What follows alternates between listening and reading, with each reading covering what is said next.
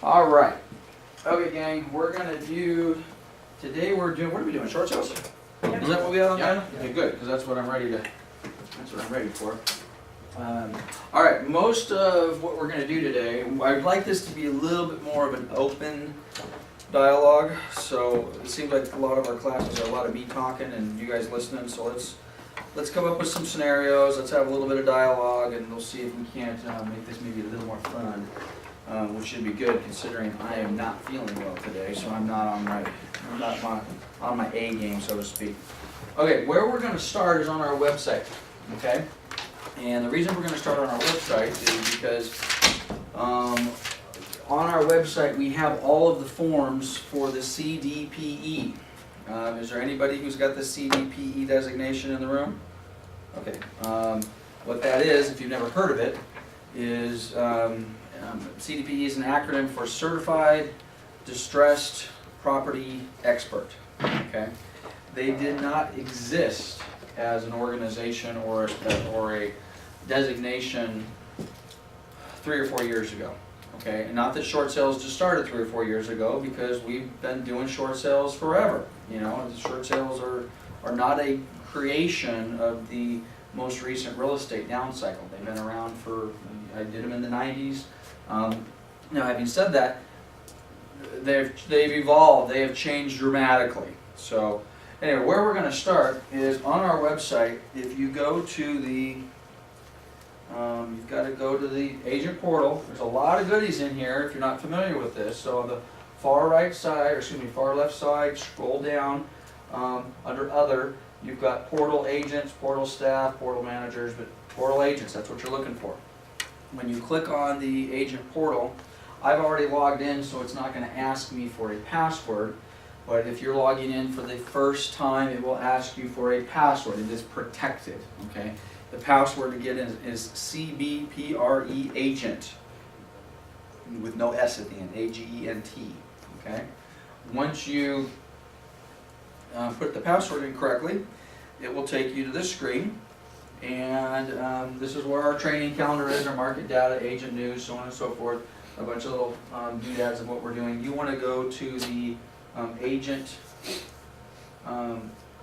excuse me, I'm going to keep going, scroll past that. And you want to go to agent forms, okay, near the bottom.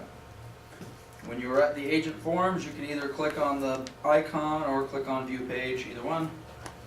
And that's going to give you a whole bunch of forms. Now, some of the forms that we are, not some of the forms, all of the forms that we're going to discuss today are in the short sale forms. Okay? So, basically what we're going to do is we're going to go through these forms kind of one by one, which is then going to prompt kind of the discussion as to relate how we do the short sale and how, you know, whether this is a transaction we want to move forward with or not. Now, and unfortunately, I don't think these are in any specific order. Matter of fact, they're probably not in the order we want them, so we may jump around a little bit. But one thing, before you even get to this point, we did a prospecting class last week, and it was a for sale by owner, expired listings, notice of sale, notice of default. Okay. One thing that before you sit down and take a short sale listing, you need to do your due diligence, okay? Is this a property that you have a reasonable, successful opportunity to close? If it is not, you should not be taking this listing, okay? This is not charity. Don't take these listings because you feel sorry for them and you want to help them out, okay? You're going to put a lot of time, tremendous amount of energy and effort into closing these transactions. And if you don't close, you don't get paid.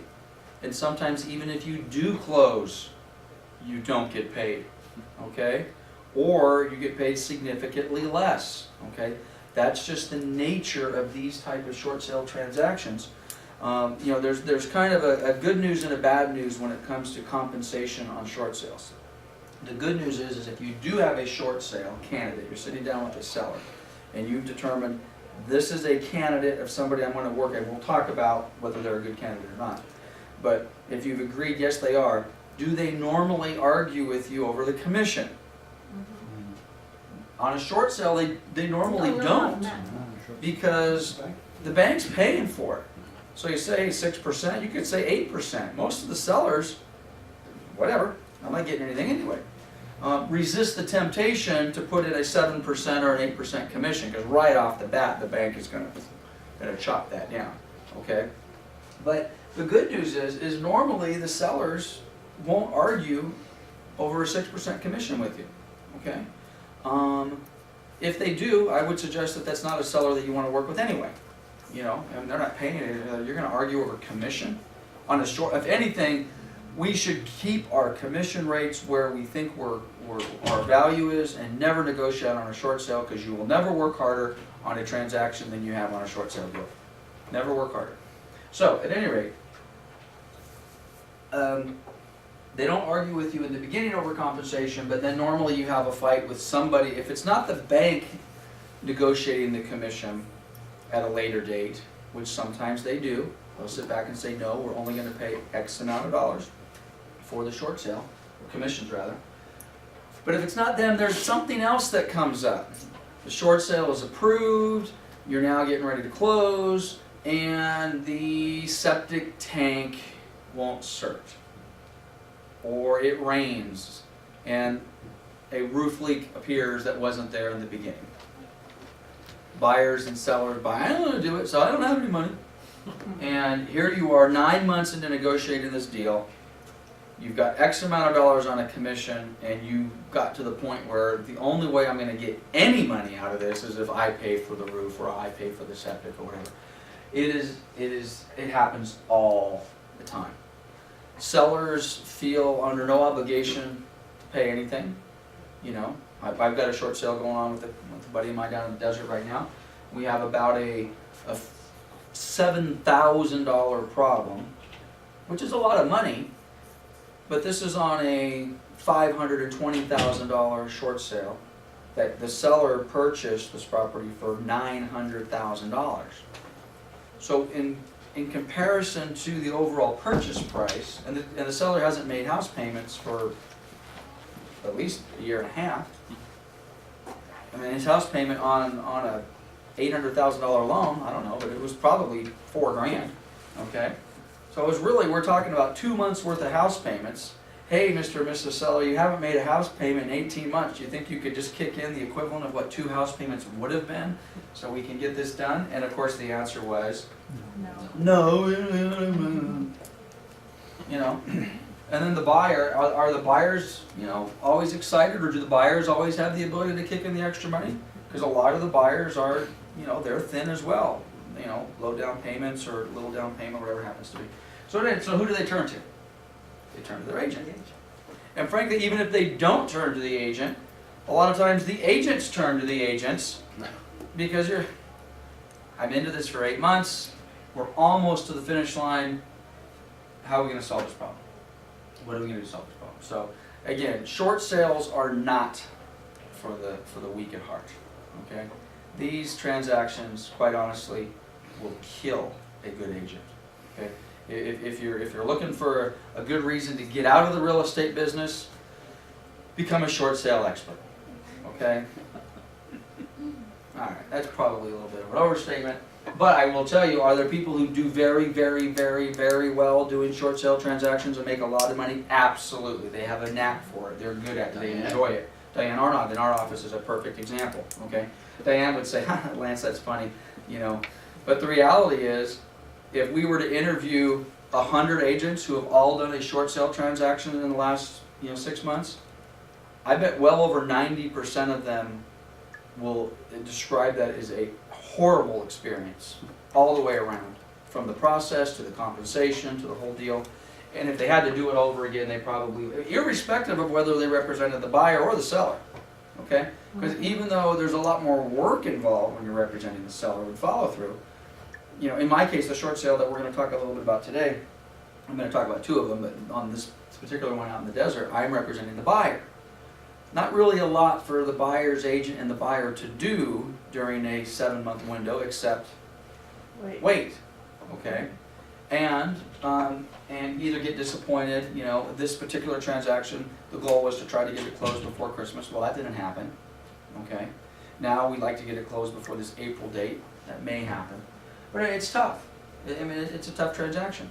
And then, frankly, a lot of buyers lose faith in the process, and frankly, a lot of that loss in faith gets transferred over to their agent. Well, it's your fault. It's your fault. What are you not doing that you should be doing to make my transaction close? Okay, so they're tough. All right, so what we're going to do, and I'm probably going to need a little help from you guys because I'm going to skip around, and I do want to go through as many of these as possible. There's a seller interview question in here, and we need to rename these. These forms, A, B, C, D, elemental P, blah, blah, blah, these are actually what they're called by the CDPE organization, okay? And by the way, if you are not a CDPE, you probably need to look into it. It's a 2-day course, 6 to 8 hours per day. It's not cheap. It's $700, okay? When you get the you will learn some stuff. We're going to do maybe 2 hours today. We're going to do a condensed version, quite honestly, of the CDPE class. I could easily, I suppose, do a 2-day class on short sales, but you should learn a little bit. If you've done a transaction before, if you've done a short sale transaction before, you probably will learn very little, if anything, by attending the CDPE class. Having said that, there's some good stuff. There's some very, very good stuff here. Okay, so let's just go through the forms and then we'll just kind of see where this takes us. This is a seller interview question. So this is nice. I like this because this helps you so you don't have to go through and memorize all this stuff. Pull out the questionnaire. These are the type of questions, quite honestly, when you are door knocking and prospecting, or when that person calls you on the phone and says, hey, I'd like to sit down and discuss a short sale with you, you need to have this. If you don't have, even if you have this memorized, you know, get your list out. Let's ask some questions. Is your property already on the market? Yes or no? Is it listed? Yes or no? I don't know if it asks this later on, but it begs me to ask another question. If it's not on the market now, was it on the market? Were you listed 3 months ago, 6 months ago? What was your price? What was the problem? Did you get any offers? What happened? Well, some of that information you guys can get from the MLS anyway. As a matter of fact, some of that information you may have already gotten from the MLS. Maybe you were prospecting for expired short sale listings. Okay? That might not be a bad resource. Expired short sale listings. So it'll tell you, yes, they were listed for this much and this is how long they were on the market. So, when was the property purchased? Why do we want to know that? So we can guess what situation they're in. If it was in 2005, yeah, they're way under. Oh yeah, when did you get this? All right. What did you buy it for? Now again, if we are the area expert, frankly, when they bought it is probably not as important as for how much they paid for it. So hey, I paid $500,000 for it, which means nothing, really. What the real question should be, and maybe it's on here, is how much you owe on it. I don't really care what you paid for it, or when you paid for it necessarily. I want to know how much you owe. So anyway, when was the property purchased? What was the original purchase price? Who's on title? This is, oh, by the way, some of these questions, so far all of these questions are good questions to ask any seller, whether they're short sale candidate or not. Okay? I mean, this is information that you need to know. Okay, and I like this one. Who is on title? Why is that important? Because they're the ones who can sell it. That's correct. And not only they're the ones who can sell it, they're the ones who are going to be required to be on board to sell it. Okay? You have a husband and wife. You aren't getting along. Things are going bad. The wife thinks it's a great idea to do a short sale. The husband says, I don't care. Or actually, the husband says, you think it's a good idea, therefore I think it's a bad idea. Just because, right? Well, guess what? If both parties will not sign on the line that is dotted, we don't have a short sale. We can't sell the property. Well, wait a minute, Lance, the bank's the one that really determines it. Who owns the property? Who owns the property? The owner. The owner owns the property. The bank does not own the property. We could have an argument with, kind of, yeah, sort of they do. But from a title standpoint, the property is owned by the mortgage holder, the seller, the owner, okay? So, now the bank ultimately in a short sale situation is truly going to be the one who's going to have the authority to bless the sale.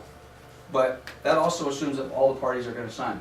Who's on the mortgage? Is it possible to have John and Sally Smith owner and the mortgage under somebody else's name? Yeah, happens all the time. Happens all the time. People quit claim. Maybe they buy the property for a kid and they quit claim off. So you want to know who was on the mortgage, and it's important you have that information. It's important you have that information because let's pretend I'm on the loan, but I quit claim the property over to my son and his wife, okay? But I basically got the loan. Now I have a short sale problem. My son and his wife have stopped making the payments to my, happy surprise, okay? Because whose credit's going to be affected by that? Yours. Mine. Okay, they decide they want to do a short sale. They list the property for sale. They sign on the line that is dotted that says we want to sell the house. Who is the bank going to talk to in relation to the short sale? Them or me? You. Me. Okay? So it's important we get that, figure out who is that person. And that happens a lot. You'd be surprised. There's a lot of situations. Yeah. So is that possible? What would happen? Because there has to be the hardship letter, right? If you're in an okay position, that they're going to be like, you know what, you got to square this way with your dad, I can't help you? Could be a big, yeah, absolutely. Absolutely. That could be a problem. Maybe not. We're going to talk about some things that used to be problems. Absolutely 100% disqualifiers. Okay? That today are not as big a problems as we need. You need something? Why don't you just hit a quick little timeout on that? It's the record button. I think it's on the top back. Okay, we're back. So, I like the website. picking up where we left off, if you've got where did we leave off? We left, Hardship, I guess, and then you went Hardship to letter. about Okay. that.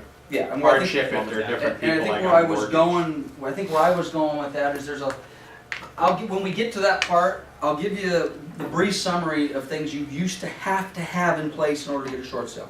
For example, let's do a few of them now.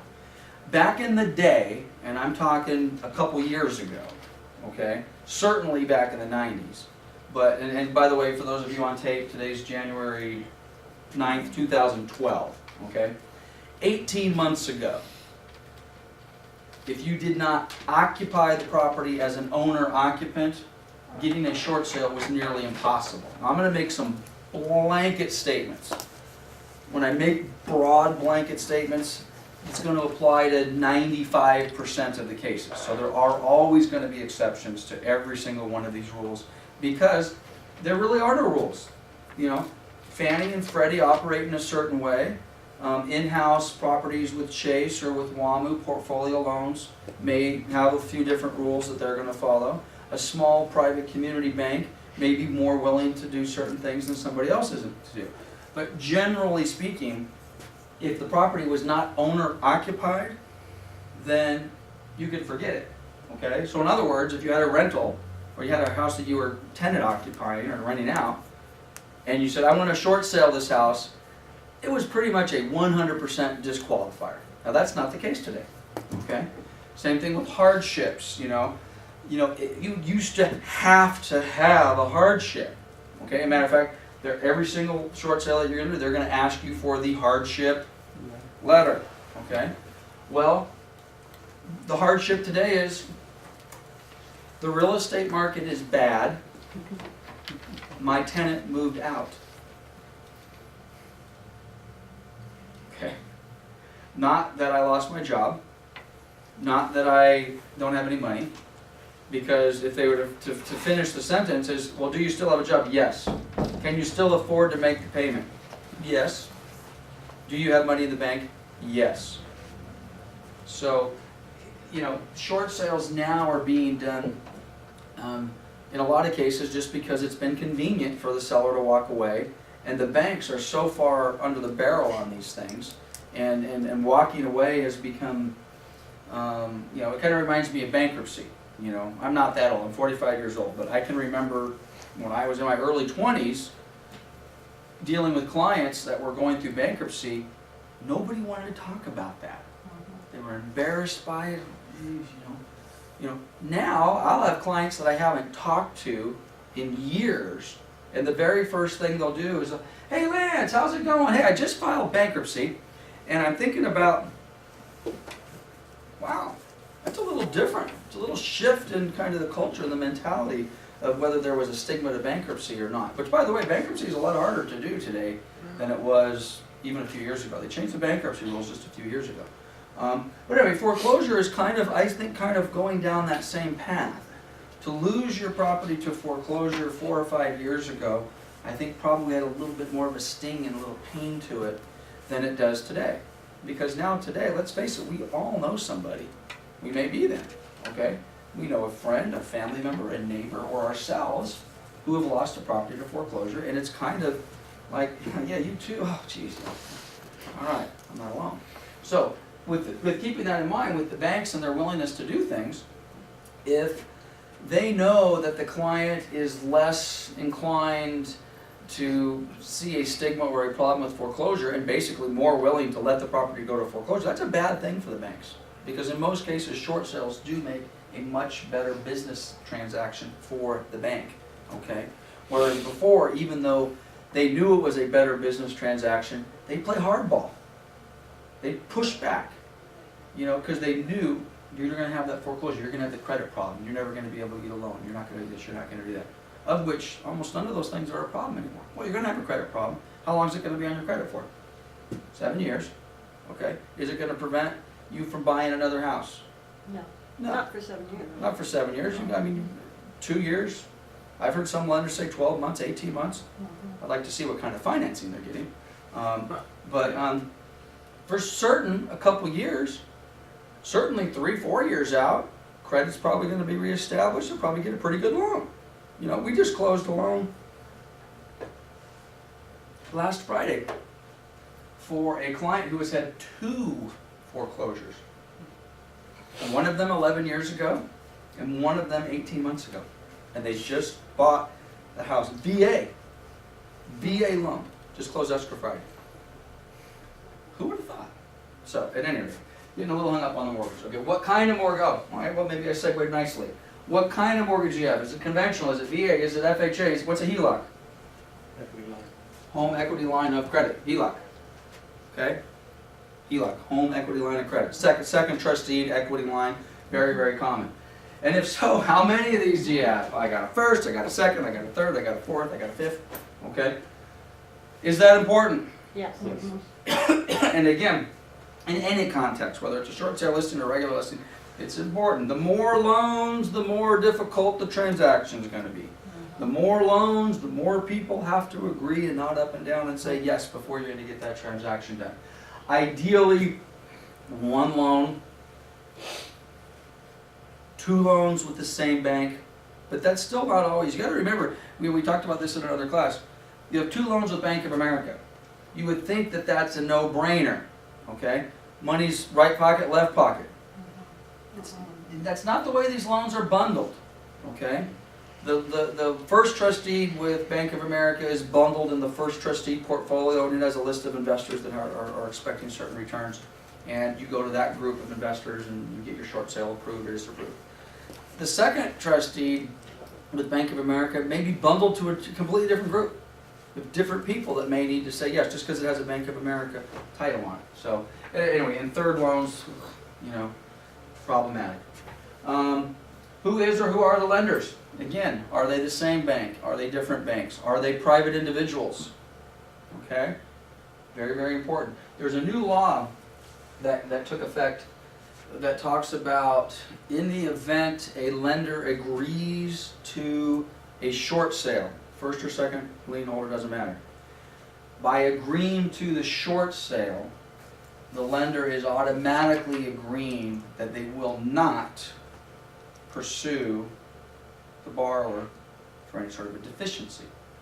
Okay? Now there's different rules on purchase money loans and non-purchase money loans. So let me segue into purchase money and non-purchase money for a little bit. Purchase money loans, just think of, and when someone says, is it a purchase money loan, is that the loan you use to purchase the house? Okay? there's certain set of rules that apply to purchase money loans as far as are they subject to deficiency judgments, and basically what can the bank do post foreclosure. Okay, they're somewhat limited. Okay, non-purchase money loans is anything other than the first loan you use to buy the house, which normally non-purchase money loans are called what? Second. But the second could be a purchase money. It's a refi. Okay, if you go and you refi your property, everyone says, "Oh, I gotta go out. I gotta refi. I want to refi because I'm gonna get a lower rate." Okay, well that's all well and good, but when you refi your property, that is no longer a purchase money loan because you already own the house. You purchased it with loan number one. Loan number two, the refi you did 2 years later, is non-purchase money. You already bought it. The rules are different on non-purchase money. The banks are allowed to go after deficiencies. They are allowed to do all these things. But there's been a lot of changes to the rules that govern short sales over the last few years. One of those changes is if the bank says, which by the way, the bank could have previously said, "I'll agree to a short sale. You owe me $150, I'll take $120. You do the short sale, but in the fine print, you didn't realize that the bank said, well, they agreed to do the short sale, but they did not agree to walk away from the 30 grand. So now they're sending you a bill for 30,000 bucks. Okay? Now, that does not normally happen, okay? But it can happen. But anyway, the new law that came out said, and I believe this is January of last year, so I think we're 1 year into this now. Or no, I take that back. I think it just kicked in, actually. I think it just kicked in. Either this January or a few months back.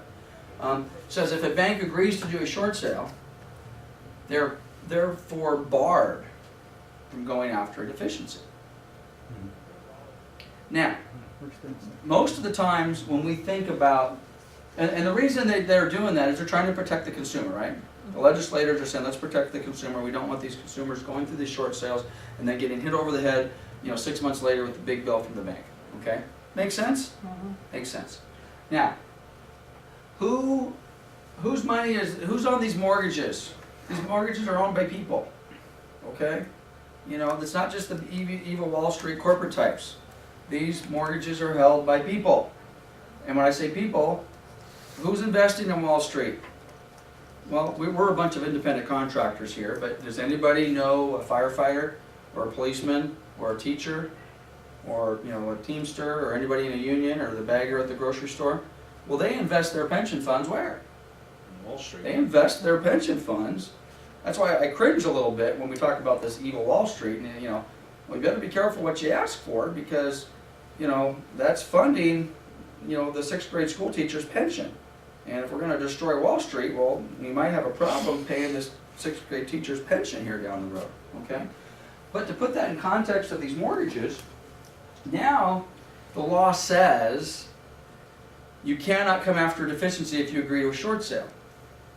So let's suppose I'm a private second trustee or I have a $50,000 second.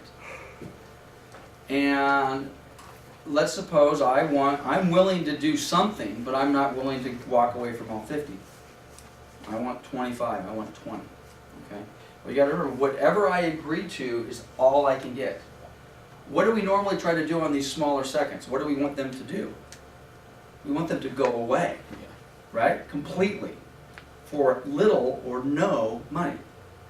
Now, previously, these seconds would go away for little or no money, but they always reserved the right to come after you later.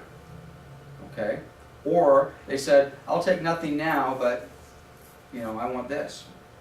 The problem now is there's literally, if you have a second that is basically being told, like on the transaction that I was just going through, we're not going to give you anything. There is no incentive at all for the second to approve that short sale. So go to foreclosure. Because if they go to foreclosure, can they come back on the deficiency? Especially on the non-purchase money seconds, they could come back. Now, they don't normally do this, but they could do that. They say, let them go to foreclosure. I'm not going to agree to a short sale and take nothing because then I'm truly writing everything off the books right up front. There's a lot of little idiosyncrasies behind it, and frankly, the rules are changing all the time. So, who are our lenders? Who are you are you? Thank you. Are you living in the property? If not, where are you living? And is the property being maintained? Okay, it's good, you need to know that. Who's in the house? And what does it look like? Okay? By the way, if you have a seller who is not living in the property, or even if they are living in the property, but they are not maintaining the property, it looks terrible inside and out, don't take that. Why do you want your sign out in front of that? You know, if they can't at least keep the grass cut, I'm not sure that's a client I want to deal with. I really don't. You know, I'm not making my mortgage payment. I'm letting the thing go. I want to get out of here scot-free. I got cars parked on the grass. I got trash all over the place. I took a short sale listing which I couldn't sell. Surprise. The property literally had dog feces everywhere. Did anybody go in and look at McKinsey? I did. You wanted to get out of there as quick as you could. My customers walked in, took 3 steps and Walked out. Yeah. I should not have taken that sale. That was my fault. I wasted your time. I shouldn't have taken it. The only reason I took it, to be honest with you, is because Chase Bank actually called me directly and said, please take this. Okay? That was unsolvable. Oh, by the way, guess what happened to the house? Went to foreclosure. Nobody could look past that.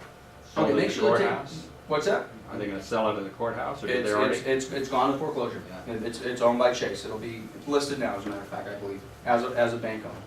Okay, who's living in it? What is the condition of the property? What repairs are needed? Okay? Again, remember, just because it's a short sale, they don't have any money, they're not making their house payments, they want to walk away scot-free. You still need to say, do I have a sellable property? Is this a piece of inventory that I'm going to be proud to put my sign in front of? If they're not maintaining it, they're not taking care of it, they're not willing to do the most basic and elementary of repairs, I say you don't want it, okay? Because you're going to end up with problems. If you're relocating, when do you have to move? Is this important? Let's suppose they're in the house, and we have a real quick short sale, and we get it approved. And now all of a sudden the seller's, oh yeah, it's been kind of nice. Been here for a little while now. Kind of enjoying not paying that mortgage or rent. Oh crud, now we're going to close escrow next week and I have to move and I got to go pay rent. I got to come up with first, aw shucks, okay? Make sure you've got a client who is prepared to move, okay? And it may sound silly. Ask them, oh by the way, I know this is a silly question because based on our conversation, I know you haven't made your house payment in 2 years. But if we were to get lucky and we were to get this thing approved and actually be prepared to close escrow in the next 30 to 60 days, do you have enough money to pay first and last month's rent? I think you'd be surprised how many people say no. I don't have enough money to pay first and last month's rent. So make sure you're ready to relocate, because if they're not, you're in trouble. If you are relocating, when do you have to move? Approximately how much do you owe? I think we're talking about our mortgage here. Are you up to date? Are you up to date with your condo and your homeowners association? Is that important? Yes. Can those scuttle a deal? Yes. Darn straight. Oh, yeah. They can scuttle it. Now keep in mind, from a priority, okay, who's had them scuttle a deal? Well, I got 2 hands up here. Yeah. Okay, this is the deal.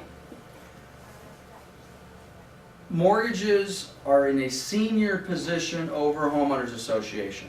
The hierarchy of priority on liens: property taxes, first trust deed, yes. The second trust deed, yes. The third trust deed, the fourth, the fifth, sixth, then homeowners association dues. Now just because they're in an inferior position to the first and the second, that does not mean you don't have to go in a foreclosure situation. Okay, they're wiped out. Keep it in mind, this is kind of a sidebar. If you are selling a property in a homeowners association and the owner has not paid their associate, which is very common, and the property goes to foreclosure, is the homeowners association's homeowner still responsible to pay those back dues? Can the association go after them? Yes. Yes. Homeowners association dues are not treated the same fashion. They're not extinguished, so to speak, like a mortgage is, a purchase money mortgage. The homeowners association could sue you after a foreclosure. Sue you What do you mean, man? I lost the property. You're pouring salt in my wounds. I lost the property to foreclosure 6 months ago, and now I got a summons and complaint for $3,400 in unpaid homeowners association dues. Well, guess what's happened? You're going to go to the small claims judge, and the management company is going to say, well, Your Honor, what the $3,400 represented was homeowners association dues, which represented insurance, trash service, lawn service, maybe they paid the water bill, Pool service. pool, whatever. They're a pro rata share. When you sign your contracts and you purchase into a homeowners association, in almost every single case, you are agreeing that you are personally responsible to pay those association dues. So in a short sale situation, even though the first and the second have priority from a standpoint of who we have to deal with first, if everybody's not nodding up and down saying we agree, and this is how much we agree to take, including the homeowners association, you got no deal. Association says, hey, I want $5,000. The parties are like, nothing. Well, this is the nice part about it from an association's perspective. They do really have a hammer, okay? And we manage homeowners associations in this office. And we're professional about it, and we're polite about it. It's like, hey, you might as well deal with me now because I'm going to sue you. So let's work something out today. Why don't you give me 50% now, and then we'll make payment arrangements. When do you make payment? Yeah, then you can pay, 12 equal payments, pay the whole thing off in the next 12 months. Yeah, but I'm going to close escrow. I'm going to have escrow close in a month. I know, and you're going to be making homeowners association payments for the next 12 months. Well, I don't want to do that. Okay, fine, I'll see you in court. Now, the reality is, most homeowners associations are not that aggressive. They really aren't. But they can be. So, are you current on your association? If not, how many months behind are you? And who do I contact at the home? Who's your management company? Okay? You better be prepared to deal with them up front. Very, very important. I had a situation with that on, with one of my condos. My client owes over $5,000. Yep. And part of it was special assessments. Yep. And they put a lien on the property. Yep. And went to the attorney and everything. But I was lucky to sell it, and actually the bank paid for it. Well, that's another thing. That was, A lot of times you can get the bank I was to shocked. pay all or a portion of it. Yeah. They Again, agreed not to- something that the banks used to do. We're in a whole new world of short sale environment. And by the way, even though my earlier comment was kind of like, oh my God, the short sales are going to kill us all. Well, guess what? REO broker, okay, I don't have any REO listings. Standard sale, there's not as many standard equity sellers out there, okay? Buyers, I love working with buyers, but I'd like to have some listings. What's going to be the largest percentage of listings available to most agents in this market right now? Short sales. Short sales. Are they going to be tougher than regular ones? Yes. Suck it up. Right, Go out and do it. yeah. Take care of these clients. Yeah. And by the way, if you do a good job, because we're in this business for the long haul, right? You're going to plant a yard sign in there, you're going to pick up some buyers, you're going to pick up some business from that. You're going to do a superb job for your seller. Okay, and I think I made a statement earlier about, it's a little self-serving and maybe a little harsh as it relates to, why we're doing this.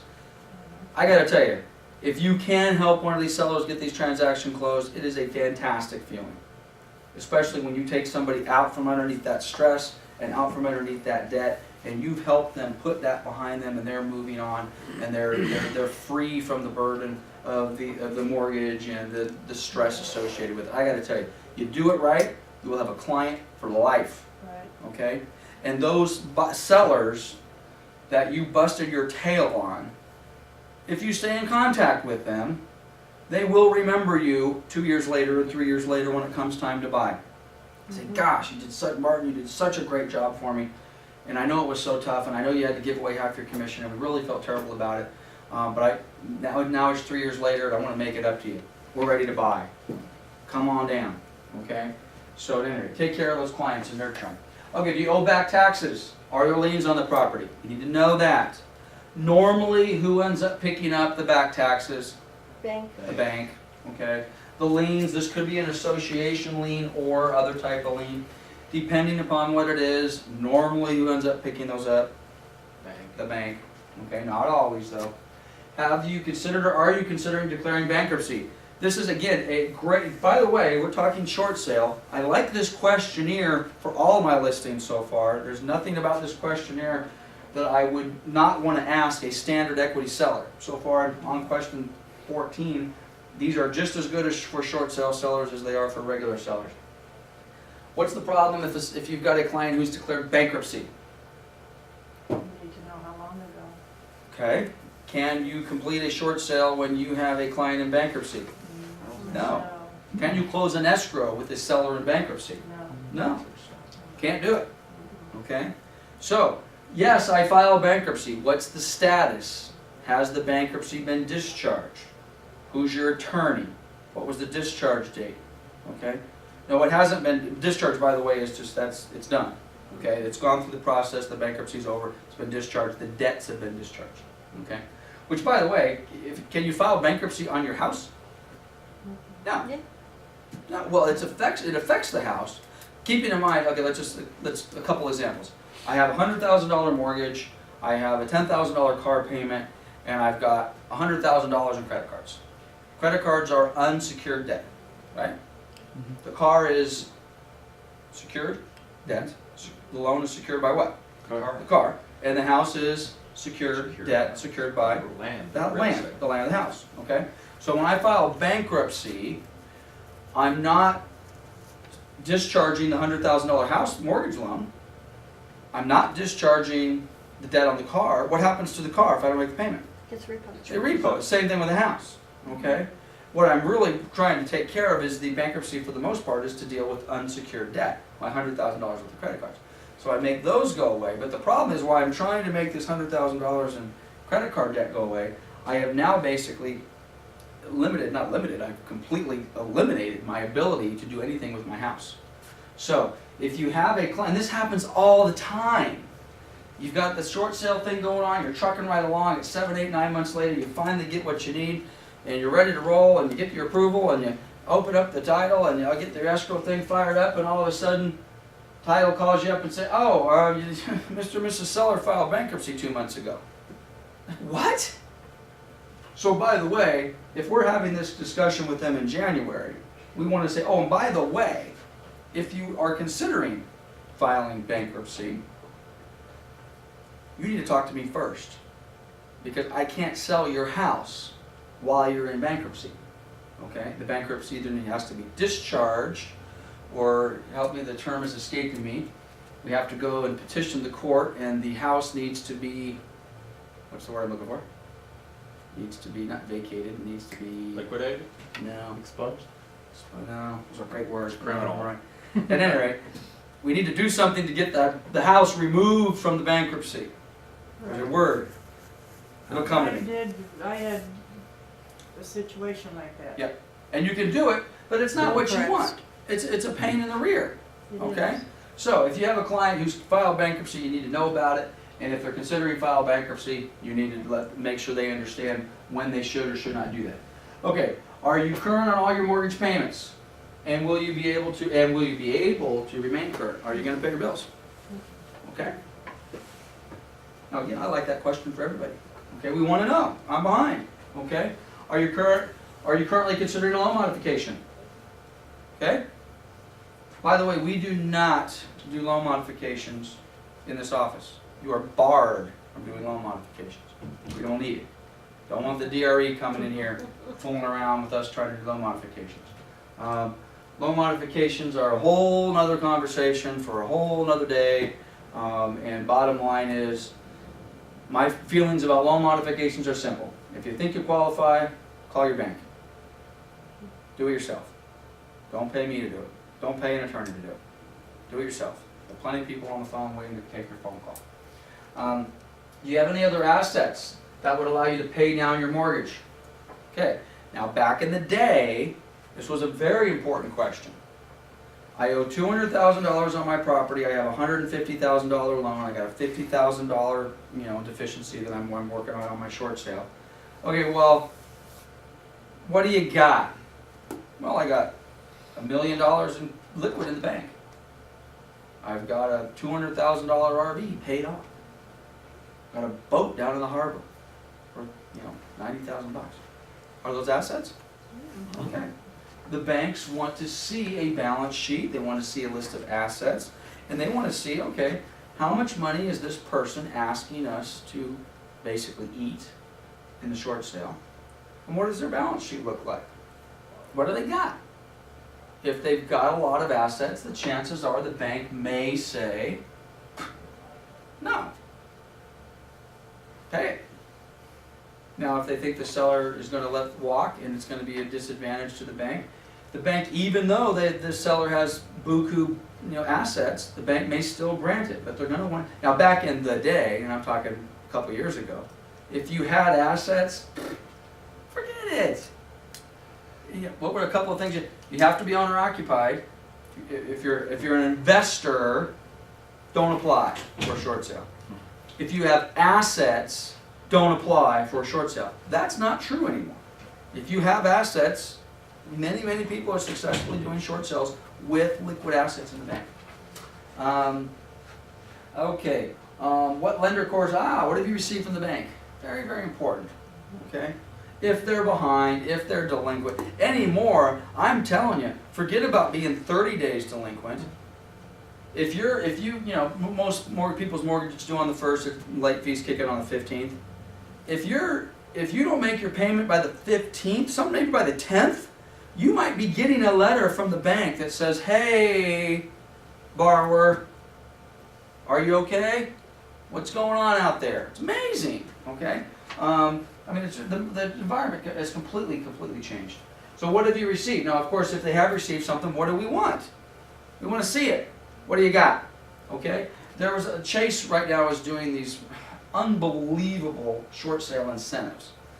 Has anybody ever received a letter in the bank that says, you've just been pre-approved for $100,000, all you got to do is call this 800 number and we're going to give you $100,000, right?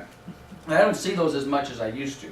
But back, from the time I was a child till about 2006, it seems like every day I went to my mailbox, we'd open up something, somebody had pre-approved me for a $100,000 loan. Of course it was junk, right? It was junk mail, it didn't mean anything, you had to fill out an application, and I wasn't really approved, but they were fishing for loan business, okay? Chase is sending out letters that look kind of like that junk mail that we used to get, and it basically says, hey, you are a candidate for a Chase, I'm not using the right language, but for a Chase streamlined short sale. And if you meet A, B, C, and D criteria, and you've considered a short sale, we would encourage you to contact a local realtor, contact your Chase representative, yada, yada, yada. Oh, and then on top, I forgot to mention, on the top of the letter, just like one of those marketing pieces we used to receive, it says, Chase will pay you up to $30,000. Now, the first time I saw one of those, client, have you received anything about that? I thought, oh, I don't know what this is. This is junk. Well, guess what? It wasn't junk.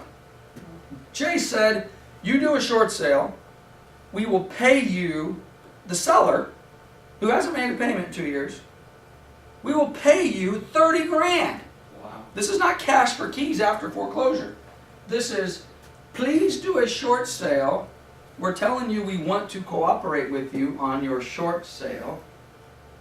And if you do it, we'll give you 30 grand, 20 grand. I think the highest I've seen is 30.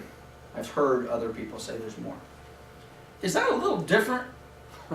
That's a lot different. We are in a completely different world, okay? What's the gimmick? Well, but there is no gimmick. Well, I'll tell you what I think the gimmick is. I think the number crunchers at Chase and a lot of these banks have done a couple of things. Number one, I think they've sat back and said, this portfolio of assets, which is non-performing, it's basically in default, is in really serious bad shape. And their bean counters have determined that this portfolio is definitely headed to foreclosure. And based upon the criteria that they've placed into that portfolio, Chase has determined that the holding costs, the carrying costs, and the processing fees of getting this property through foreclosure, through the marketing process and closed escrow is far in excess of the $30,000 that they're going to pay the seller. Because believe me, they're business people. They're not doing this to be nice, okay? They're doing this because if they expedite the short sale and they get the 30 grand, it's gonna be a savings to them. Now, Is this changing in the last, it sounds like the last 6 months or so, because the government is pressing down on a lot of these banks and saying, you Well- gotta get rid of this inventory, or you gotta move these houses? I hope so. I don't know that that's the truth, but I hope that that's the truth. I do think this is part of my conspiracy, and I'm not a conspiracy theorist, but if I was, this is one of my conspiracy theories that I think, who knows, maybe 5, 6 years from now, there'll be a 60-minute story that says what I'm gonna say right now. Who watched 60 Minutes a year ago? Robo-signing scandal. Who saw that? Remember Linda Green? Linda Green was this lady who signed a million different, not a million, but hundreds of thousands of loan documents certifying that certain things were in place. And Linda Green didn't exist. There was literally people, 6 of you standing around a table going through loan documents, signing your name as Linda Green. We've all heard about the robo-signing scandal. Well, that is the robo-signing, that's a piece of it. But the genesis of that was the loan documents, the terms and the price and everything was fine. If the bank said we're going to give you a 30-year loan at 5% interest payable at X amount of dollars a month, that's what everybody agreed to. That's kind of the thing about the robo-signing.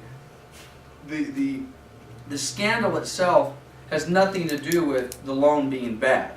The loan is exactly what the buyer told they were going to get. Okay? The scandal is that the people who were supposed to sign all the documents to process that were not signing the documents. Okay? There's a problem with the documentation. Okay? So, what's a great way to process those loans that have bad documentation? Let's suppose, remember that pool? I said they meet these criteria? Let's suppose the bank has gone through and said, with you 4 loans over here, our auditors have gone through and there's a problem. And if we wanted to foreclose on you, and you got yourself an attorney, you could, which is, by the way, I mean, turn on the radio, listen to KFI, you can't go for one commercial break without listening to an attorney saying, hey, if you're in foreclosure, call us, let us review your loan documents, and yada, yada, we will fight for you, and yada, yada, okay? Well, I think that the banks have looked at their own documents, found a problem, and said, what's one of the easiest ways to get rid of this problem? Buy it out. Pay people. I'll tell you what, I'll give you 30 grand if you do a short sale. Now that problem's gone. Or, let's suppose you're performing. Let's suppose you do have a performing loan. You're making your payments. But the banks have gone through and said, oh crap, Selena's got a good loan. She's making her payment. She's a great customer. But her loan documents have got a problem on there. So what are the banks doing right now to people? Calling up. Want to refi? Yeah. Good rate, get this. They're co-opting them. They right. So and if you, and it's good terms and it's to your benefit. You now say yes, I want to refi. What happens when you do a refi? You get a new set of loan documents. The old set of loan documents that maybe have a problem Gone. are now gone. We'll see. We'll see. That's I think there's a lot of that going on right now. Okay. So loan modification. Do you have down payment? What letters have you received? What is the situation that caused you to miss or will cause you to miss the payments? What's the problem? Okay? Are some of these questions personal? Yeah. Ask them. What's the problem? Oh, I've lost my job. Health. Hardship. I lost my job. That's a hardship. Health issue. That's a hardship. So a family with the health, you know. My husband and I both have great jobs. Everything's fine, but my child is now sick. And that's a hardship. Whatever. Okay? But, or it may be no. There's nothing that's changed. What's changed is the real estate market. I just can no longer bear driving down my street, pulling into my driveway, knowing I have a $400,000 mortgage when my neighbors all over the place now have $150,000 mortgages and they're selling left, right, for $150,000. I just can't. I can't handle it. It's the stress is more than I can bear. But can you afford to make the payment? Oh yeah, I can afford it, but I don't want to, I can't do it anymore. It's too stressful. Or it's not stressful, or it's just, you know, That's what they say. whatever. Yeah. I don't want to pay anymore. I don't care. Okay? I'm strategically defaulted. Okay? Now, again, let's suppose they can afford to make the payment, and this is just a quote-unquote strategic default or a strategic short sale. In fact, they have no hardship. What was another one of the criteria that you used to have? A hardship. They have no hardship. Does that disqualify them from doing a short sale today? No. No, they can do a short sale basically with no hardship. The hardship is the real estate market stinks. I'm stressed out. Whatever. Okay? Okay, what are your current payments? Okay, how much do you pay? What is your household monthly income? How much do you make? What is your estimated monthly expenses beside the mortgage? They want a balance sheet. They're going to want an income and expense statement. Do you hold any kind of security clearance? Oh, is that interesting? Is that an interesting question? Is that an interesting question? Is that a question that you would normally think about asking any of your clients? Why would we ask, do you hold any kind of security, like a military Because clearance? it Or, can mess up your security fund. absolutely. But what about that new law they just passed where you can't hire based on credit report? You can't hire based on, hire or fire based on, I don't know, I guess I need to look into that law.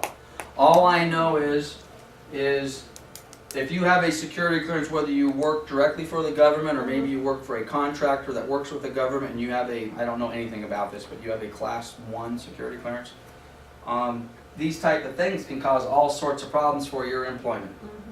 They now consider you maybe less trustworthy than you were before. Okay? You know, well, I'm on tape, I won't tell the story. Well, you know why Same they with the consider casinos, that is though. because then they feel like people are subject to possible, Yeah, being bribed or Okay. yeah. something like that. That makes them more of a security risk. Fair The enough. casinos Yeah. do the same Yeah, the thing. casinos do. Okay, well, okay, makes sense. Yeah. You know, You you're have to a have a risk. certain credit, their FICO score's gotta be certain. I'm sure amount. they run a profile and everybody with FICO's under X amount Yeah. is And gonna then be every taking couple money out of years. the cash They box, gonna be review. putting chips in their pocket, whatever that happens to be. I did a couple short sales, with some clients that worked at the casinos, and Yep. they had to show proof, and they had to show them, that they were doing a short sale Right. and different things. Right. Okay, by the way, all of these are on the website. Click them. Oh, by the way, you can and you should make these available to your clients. You should print every single one of these off, have them in a PDF, have them in an email, ready to be sent out to your clients pre-listing appointment.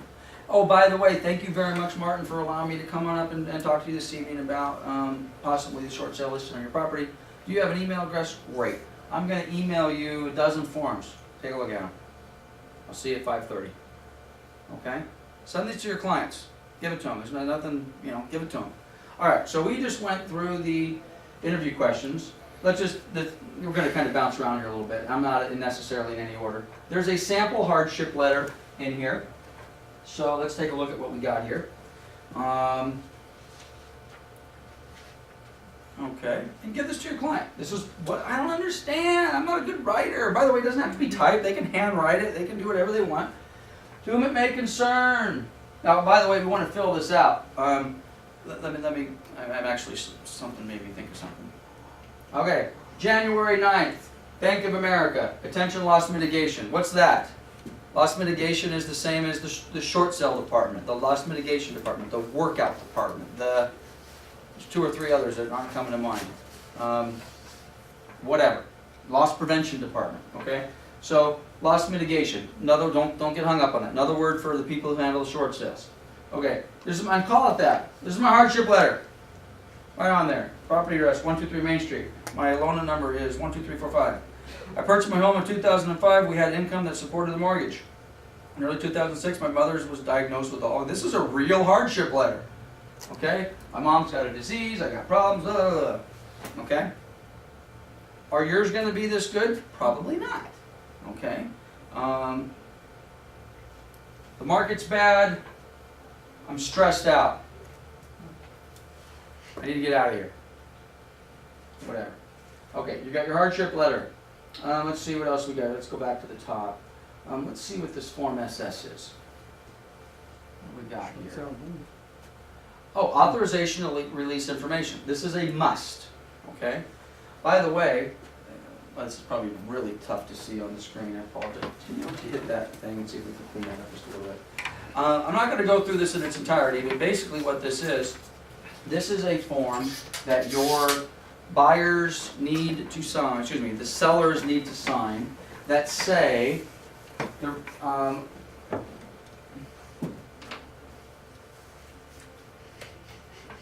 okay, this is an agreement between the undersigned, who is the mortgage holder, and Coldwell Banker Pioneer Real Estate, Lance Martin, okay?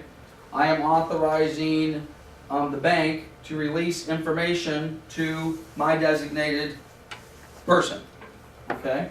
And then down here, we have the property address, Bank of America's information, or whoever your loan holder is, their signature, and the listing agent information, okay? You might need multiple of these.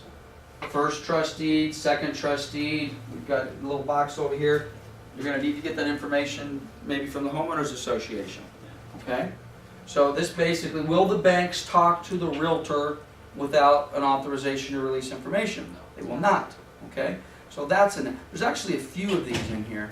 That's one. Let's see what this general one is. I think it's the same form actually with a little different tweak on it. Okay. It's basically the same form. Again, you need to have your clients fill this out. They're going to sign it. They're going to give it to you. You're going to send it in to the loss mitigation department. This will allow them to talk to you. This one I think I like a little bit better than the other one. Yeah, I like this one a little bit better because you can list the first trustee and then the second trustee and the association down here. You do it all on one form. Okay. The other one you'd have to fill out one form for every time you did it. Okay, and this is authorized by the borrower. Okay. And again, remember borrower, owner, seller. Okay. Special assessment. This is an interesting one. I don't think I've ever used this one before. This is kind of a little play on the CDPE logo and equals MC squared seller assessment. This is a little check sheet that they've come up with. I'm not going to spend any time on this, but it's a little check sheet for you to assess your seller on whether this is somebody that you want to work with. And you score them. Motivation. Is motivated and wants to do whatever they can to get out of the situation. Is motivated but is unsure if selling is the best option, but they still want to list. Is only partially motivated and does not know if they really want to sell. Is not motivated but wants to see what they can get for their property. Okay, so you score them over here. You can probably get the idea. The higher the score, when you get to the bottom of the form, it probably says if they scored 10 on all of these, this is a listing you want to take. If they scored 1 and 2 on all of these, this is probably a listing that you don't want to take. But again, interesting questions. I love asking my clients questions. I love it. Okay? Maybe I would even pull it. Now again, in theory, I don't even think you're supposed to show this to them. This is supposed to be secret. Okay? And then you can assess it. I might actually want to pull this up right in front of my seller. Hey, I'm going to score you. Right? You ready for a test? I'm going to give you a test. Where do you fall in this level of motivation? Okay? I would suggest if they fall anywhere other than here, you do not want to take their short sale listing. Why? Can't get paid. Again, we talked about this a little bit with, by the way, again, I think you could use this with regular sellers just as well as short sellers. Communication is easy to communicate with and provide you with honest answers. This is you assessing your seller. If you have a seller who is locked up, you're having a hard time communicating. Maybe there's a language problem. I'm going to be blunt. I have this problem all the time. I have a lot of Spanish-speaking customers, and their primary language is Spanish. And they speak pretty good English, and they seem to understand me with pretty good English. But I'm always concerned that I'm not getting my message across as effectively, or frankly, I feel that they're not getting their message across as effectively. I've had this going on right now with a client of mine. She's been a client of mine for 20 years. Sweetest lady you ever met in your life. Okay? Every time I hang up the phone with her, I can feel the frustration in her that she's not able to tell me exactly what she's trying to say. She's struggling, especially with this is hard. Okay, there's a lot of these terms that don't translate very well. Okay? So, just from a sheer, maybe I've got the most motivated client in the world, but if there's even a little bit of a language barrier there, I might not want to say, no, I'm not going to do business with you. I might want to say, hey, I happen to know someone who speaks Spanish. Maybe she can take care of you. Work out a referral fee or something like that. Okay, so we've got this little scoring thing, and again, it's got kind of a goofy little title, but I want all of you to go to the website, download these and read them, and this is that E equals MC squared seller assessment. Hold harmless, no notary.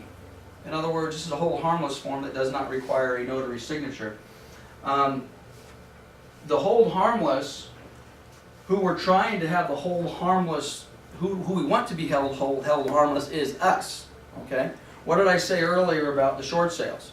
Sometimes they go south. In the process of going south, who does the client get upset with? Us. The listing agent, us. It's our fault that this is not getting done. I tell my clients this at the time we're taking the listing. Hey, I want you to sign this. What is this? It basically says if things don't go the way you think they want, I don't want you blaming me. Okay? What do you mean? There are a lot of things that can go wrong in this transaction. A lot. Okay? I'm going to do my best to minimize them. I'm going to do my best to manage them. I'm going to do my best to push this thing through. But you know what? Don't blame me if the thing is denied. Don't blame me if it takes 6 months, unless it's my fault. Well, what do you mean unless it's your fault? Well, if it took me 3 months to submit paperwork and do this and that, well then shame on me. But this is a tough deal. Basically, this hold harmless, it's a good time to have a conversation with the seller to explain the expectations and what's reasonable in the transaction. And at the same time, hey, don't hold me responsible if things don't go the way you want. Okay, let's sign this right in advance. Now again, if wait a minute, what do you mean? If you're negligent or you misrepresent, that's not what this says. This does not say if I commit an intentional fraud or misrepresentation that I can be held harmless. It doesn't say that at all. Okay, it basically says short sales are tough. Okay, be prepared for that. Okay, so we've got a hold harmless in here. Homeowners document checklist. Just like a regular transaction, and if you have a homeowners association, actually wait a minute, did I misread that? I did, I put the word association in there, forget that. Homeowner document checklist, this has nothing to do with the association. That you're going to tell your seller, hey, you're going to need to go home and gather some information. I would prefer that you gather all of this information and have it ready for me tonight when I meet you to take a short sale listing. Now if they don't have it tonight, when you leave that appointment with the signed listing agreement, you're going to remind them of the list that you've given them, and you're going to say, I need this information quickly. Well, when do you, well, okay, well I really don't need it until we get an offer accepted, until we get it to the bank. What happens if you don't get it up front?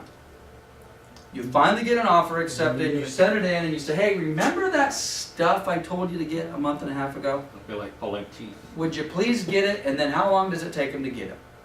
It takes them a week. Stay on them. I want 2 months, and by the way, I don't want to give you this information. Oh, you're telling me you don't want to sell your house. No, I want to sell my house, I don't want to give you this information. No, you're telling me you don't want to sell your house.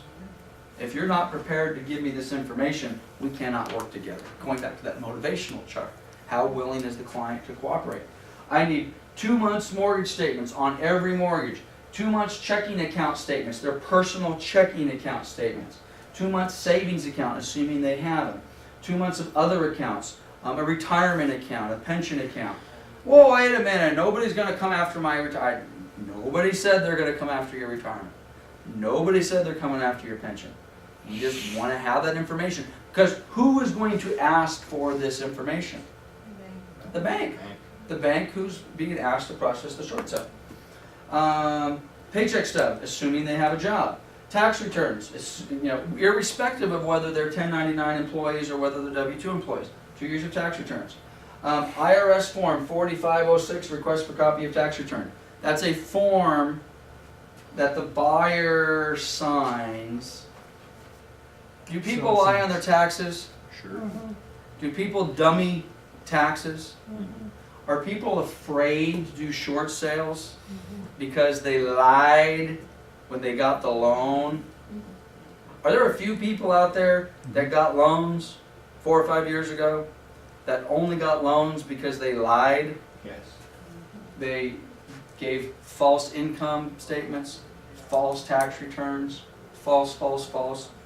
Are those people a little hesitant now to apply for a short sale? Because in theory, what happens is, I lied to get my loan 4 or 5 years ago. Now I want to do a short sale. Well, the bank's going to, in theory, say, okay, well, we need this information, irrespective of whether I lied or not, give us this information, and they're going to take a look at you. Well, wait a minute. You said 4 years ago you were this and you made this. Now 4 years ago you say you're doing this and you're doing that, and please connect the dots on what the income was and all the rest of it. There's a lot of people that are afraid. That's fraud. Okay? If the bank can prove mortgage fraud, and again, a lot of this mortgage mess has been couched that the banks were evil and Wall Street was evil and da-da-da-da-da. And there's probably a whole bunch of that's true. Okay? But there was also a lot of consumers out there that were doing liar's loans, stated income loans. Now, they might have been encouraged to do that by their bank. They might have even been encouraged to do it by some realtors. Oh, don't worry about that. We're going to do stated income. Stated income loan. What does that mean? You tell them how much you make. Yeah, but I only make this. No, you don't understand. You tell them how much you make. What? Yes, you have good credit, you have a large down payment. You just tell them. You mean they're not going to check? No. That's why they call it stated income. Okay? Anyway, whole thing's a disaster. Alright, so go get this information. Oh, by the way, give me a hardship. Oh, and a financial worksheet. Financial statements. What do you make? What do you owe? What are your bills? What's your monthly obligations? What do you have in the bank? They want a balance sheet, basically. Okay? Alright, so that's the information I'm looking for on my homeowner document checklist.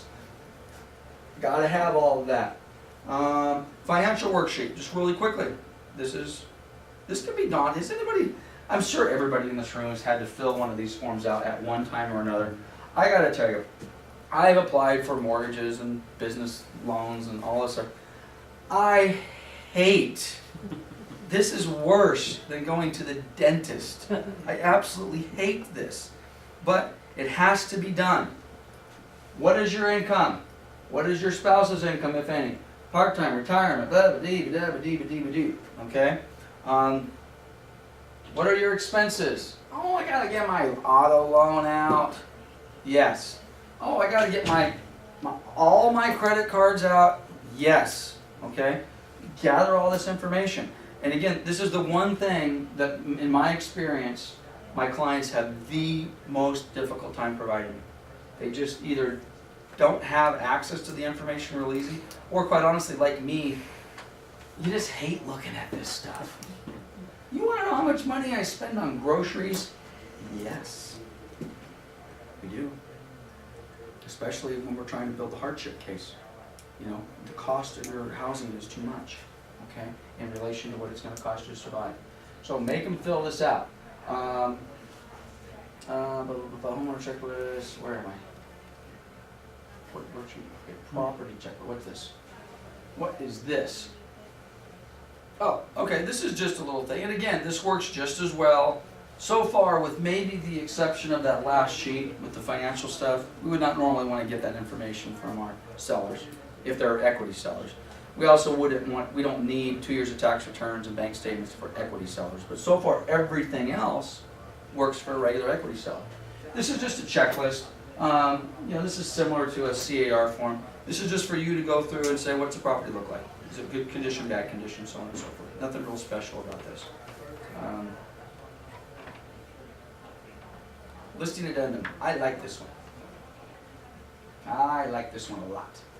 Okay, what this is these are, and by the way, this also works for non-short sales.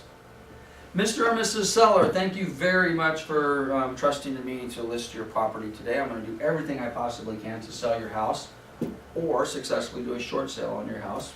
interchangeable. We have agreed to list your property today for $192,000. Now, we've spent 4 hours discussing the fact that I think we're going to start way too high, based upon all of the data that we've discussed, and you did agree the house is probably going to sell for somewhere closer to 175. So we're a little bit off. Now, we've also discussed, and you've said that if it doesn't sell in the first X amount of days, that you have agreed to reduce your price from 192 to 187, and you will do that on February 8th. And if it doesn't sell, then you will then reduce it down to X, and you will do that on March 10th, okay? Build it in, okay? If you have a listing and you are taking it at a price that is higher than you think you should, you build this right in. Build in your automatic price reductions. If you have a seller who will not sign this, I suggest you do not have a seller. Because what they're telling you is, no, 192. That's what it is. Wait a minute, we talked about this. You agreed that we would reduce the price, or well, yeah, I said that a few minutes ago, but I didn't know you were going to force me to do it on, okay? You don't have a seller, all right?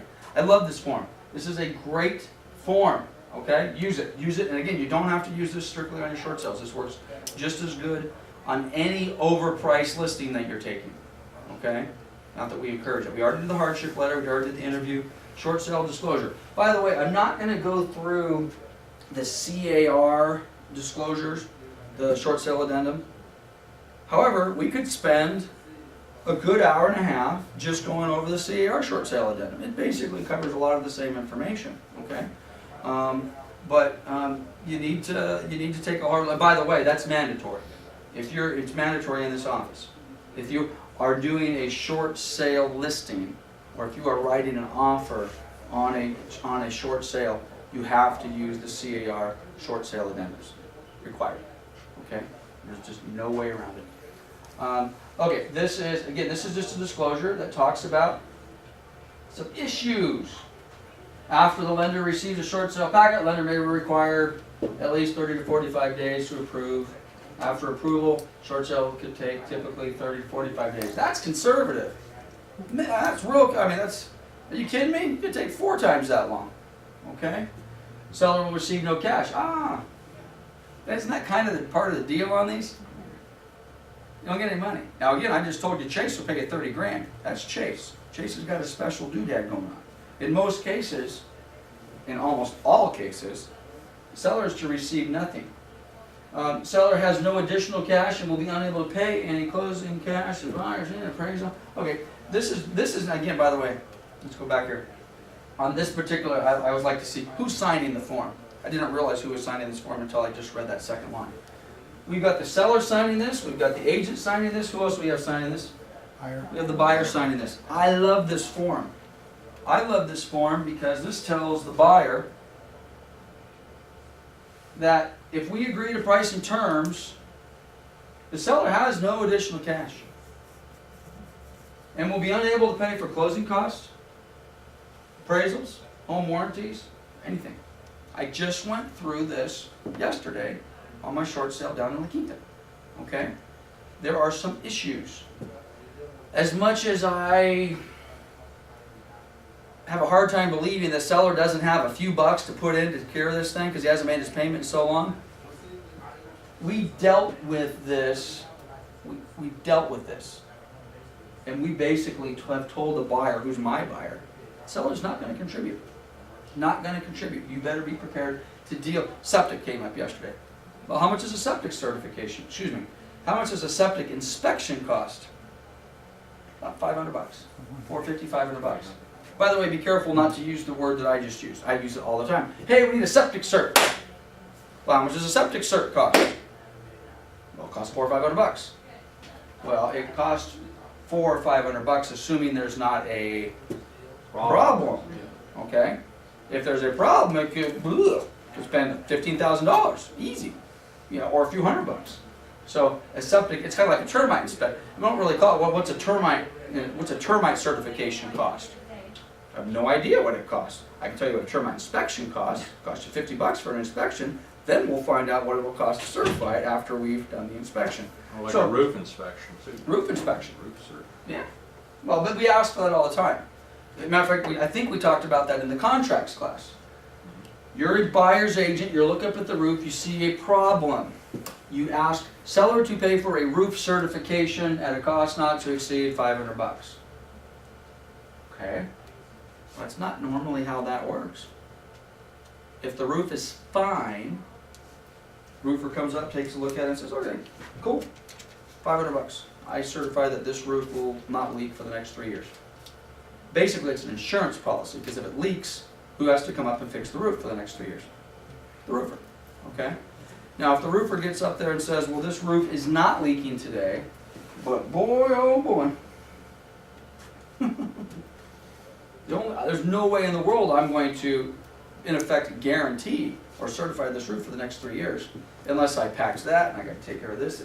What, it's not leaking, I know, but look how worn out it is. By the grace of God, there's no water coming in this house, okay? So how much could that cost? Well, it could cost thousands of dollars, Easy. okay? So when you're writing an offer, a little off topic, but when you're writing an offer and you need a roof certification, seller to provide a roof certification at a cost to exceed X with repairs, if required, at unlimited, or up to 10,000 or whatever, so if you're representing the buyer, okay? You know, you want to commit, if you're representing the buyer, you want to commit the seller to put in a new roof if necessary, right? Now, the flip side is true if you're representing the seller and the buyer's agent wants an open-ended check for that roof, and then you back that up and say, no, the seller will pay up to $500, anything above that, it's on you, Mr. and Mrs. Buyer. So then the buyer sits back and says, wow, that could be expensive to replace that roof. Do I want to proceed? Is it better to have these conversations in advance? Yes, if you're going to have a problem, and especially on the short sales. There's dozens of properties out there buyers are willing to buy. Sellers, a lot of sellers, gosh, it'd be nice if the short sale gets approved. But you know what, if it goes to foreclosure, okay. We're resigned to the fact that we might lose it. Our credit's kind of beat up anyway. You know, it's certainly better to have 12 months of delinquent payments and then a short sale as opposed to 12 months of delinquent payments and a foreclosure. But the credit's still beat up, right? You're still going to have a beat up credit in most cases when you're doing these short sales. So, okay, this just talks about what they're willing to do and what they're not willing to do. I like this one. Seller's broker will split the commission blank with the buyer's broker, and any commission paid by lender that is under what has been advertised in the MLS. Please note that since the lender is taking less than what is owed to them in a short sale, the lender in some cases may negotiate a lower commission. What this basically is talking about is you need to negotiate in advance. Let's suppose we have a 6% commission. And in the MLS, you say 3 and 3. Some agents are sneaky. They say, listed agent gets 3, you're going to get 3. Oh, and by the way, if the lender reduces it to 5, listed agent gets 3, you get 2. Well, not a bad deal if you're the listing agent. Okay, make sure you have that addressed. If there's a haircut, who's taking the haircut? The industry norm is, well, if there's going to be a haircut, we're going to share. Okay, so if they take it to 5%, it's 2.5 and 2.5. That's what we're looking for. But they have to state that Correct. in the bottom of the MLS. In the MLS, well, this is the type of language that you would want to put in the MLS as well. But you're absolutely correct. It has to state that this is in the MLS. That the agents are understanding that if there's a haircut in the MLS, this is how it's going to be dealt with. Okay. This is more of a contract. And having said that, this isn't really a contract. This is more of a disclosure. But it's putting everybody on notice. Okay. What else have we got here? The seller is forgiven or canceled debt may be taxable. We're disclosing. We are not legal people, and we are not tax people. Okay? We do not give legal advice. We do not give tax advice. But we're saying this could be a taxable event, and sellers should discuss this matter with a tax professional. Okay? And then it's telling the buyer this has no bearing whatsoever to the buyer. Is that true? is the seller's short sale status of any consequence from a taxable standpoint to the buyer? No, it's not.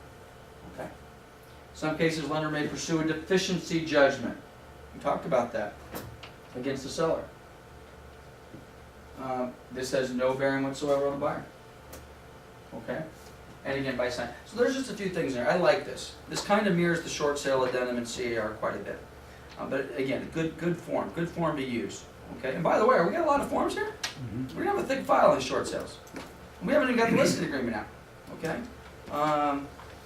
What's this cover letter say?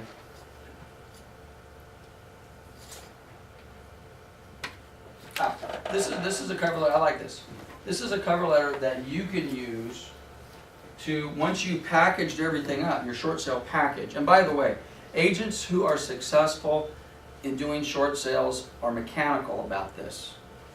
They have a routine, they use these forms, they have a package, they use a letter like this or this that basically puts everything in place. And this is a letter from you to the bank that says, here's the following. Please accept the following information. Property's been in the market, this is what we've done. This is our MLS description. This is what's wrong with the property. There are 31 properties just like this. This is what it's worth, given the current market conditions. This is where we think we should be. Please help us with our short sale. This is what the banks like to see. I would tell you, I would venture a guess that most agents representing short sale clients don't do this. What is this? This is kind of a narrative CMA from you to the bank that states the case, Mr. and Mrs. Bank, this is why you should accept a short sale on this property for this particular price. Okay? Sell it. Okay? Do their work for them. Show them why it is in the bank's best interest for them to take this sale. Okay? It's a great letter. You guys really should take a hard look at that one. Arm's length transaction.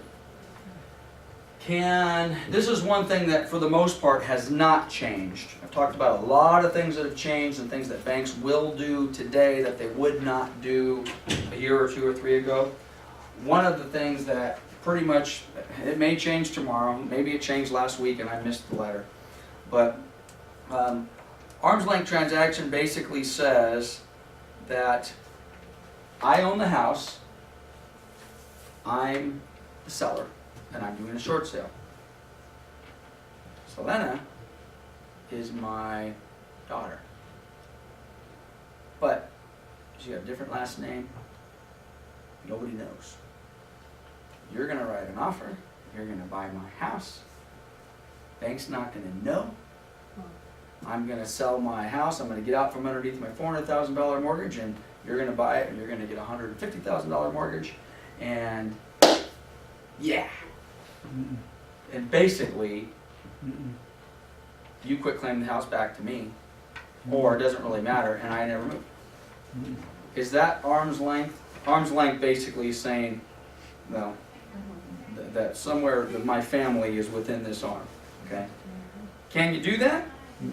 Well, you could if you disclosed it and the bank said sure. So far, they ain't doing that.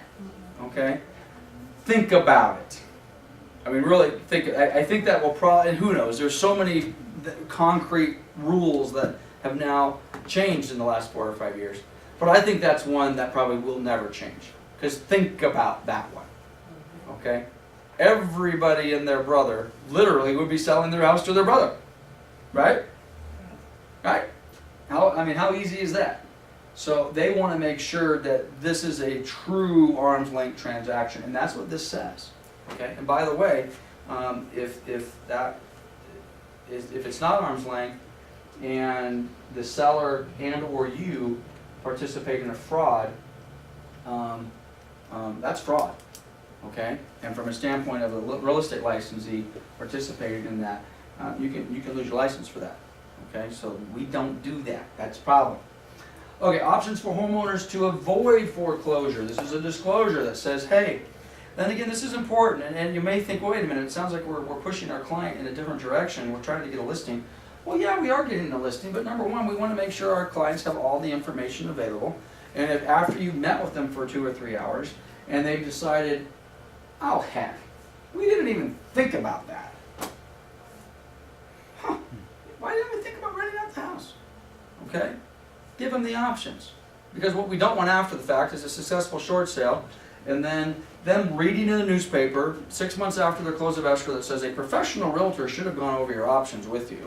And in my opinion, they should have said you had the option to do A, B, C, D. And then one of those is E, is rent the property.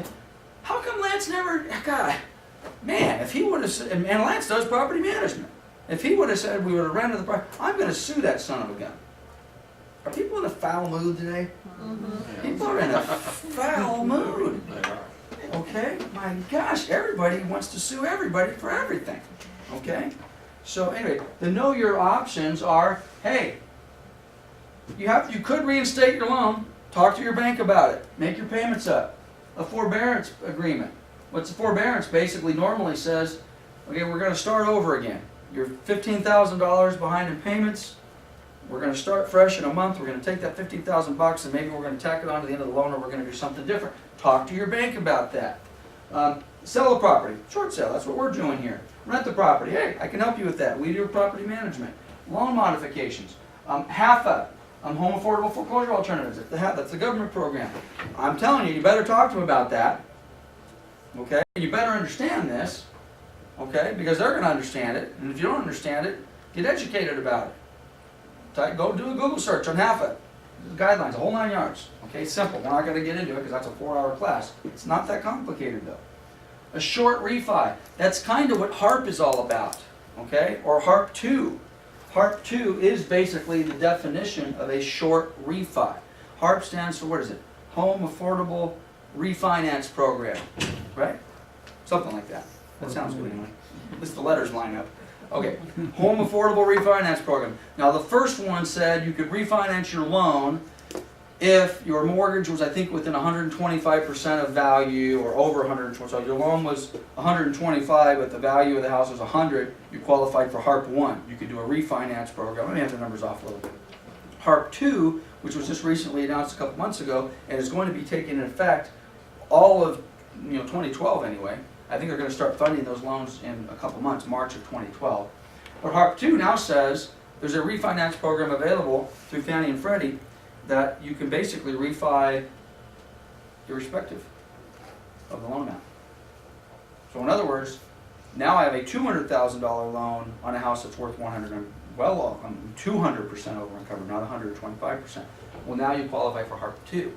So you might want to take a look at that. The challenge, the reality is, the sad truth about a lot of these programs is most of these sellers, in my opinion, they're done. They want out. There's going to be a lot of people who will take advantage of these different programs, but they want, because by the way, that's not necessarily with debt forgiveness. All that says is you could refinance your $200,000 loan and get a new $200,000 loan with a lower interest rate. Maybe save yourself a couple $100, but you still have a $200,000 loan. Now, if they start doing it with debt forgiveness, well, that's a whole different deal. And I know there are some cases, I've seen a few, where the banks are doing that and they're basically forgiving debt. We'll see. It's a whole other issue. Deed in lieu of foreclosure. Deed in lieu of foreclosure for me, I think in most cases is not a good option for most of the buyers, or excuse me, most of the sellers. If you're going to do a deed in lieu, let's try to sell it. Let's just try to sell it. Refinance, again, for most of these people, it's not an option. Bankruptcy, I don't really understand why this is on here. Matter of fact, it even says, homeowner with significant non-mortgage debt. Well, I guess what they're saying is if you BK your non-mortgage debt, then you can take that money to make your house payment. Okay? Service members, this is the Soldier and Sailors Act. There's an act. If you're in active duty military, you got some relief there. Homeowners Assistance Program. And again, and short sale. I think I said, I don't know what the difference is between, did it say sell your house up here? Yeah, it's the property. Oh, I guess up here, I guess they figure maybe you have equity. So sell your property with equity or your short sell. And I like this form. I think you guys should use this. You need to put it in every one of your packages, every single package. Okay, I think we're almost done. Buyer interview, didn't we do that one? Oh no, this is a buyer interview. Ah, I like this too. Okay, this is your. You want to talk to this about your buyer. Okay. Are you working with an agent? Actually, and this is great whether you're thinking of a short sale or not. We talked about scripts a little bit. If you're on the phone, who's taking lead router calls? Everybody's hand should go up, but half of you. Okay, if you're taking lead router calls and you're not quite exactly sure when they call, obviously, what's your name, what's your address? Here, why don't we ask some basic questions? I like this. This is a great form. First of all, it assumes that you're going to try to get some information. Hey, are you working with the real estate agent? Oh, yeah, I am. I'm working with my sister. Well, what are you talking to me for? Well, I thought you'd show me a whole bunch of houses and then I'd call my sister. Red flag. Right. Okay. What's your current deal? Do you currently rent or own? Okay, well, I rent. If renting, when is your lease? Yeah, great question. Okay. Oh, I'm in a 4-year lease. Oh. Okay. Is it month to month? When does it expire? I like that question. Okay. If you own, well, what's your plan? Is this a second home? And what are you going to do with that home? Oh, we're going to sell that one. You're going to sell that one? Do you need to sell that house before you buy the other house? Oh yeah, we definitely need to sell this one to get the money to buy that one. Do you have a realtor? No. Okay. Well, do you need somebody to help you sell the house? Yes. Well, I'll tell you what, after we're done looking at a couple houses today, why don't we go back to the office and do step 1 before we do step 2? And step 1 is let's find out what your house is worth. Maybe we get that one on the market, and let's start with that before we, no sense in going out and writing offers on houses today because you're not going to be able to buy anything until we sell your house. Ask them the question.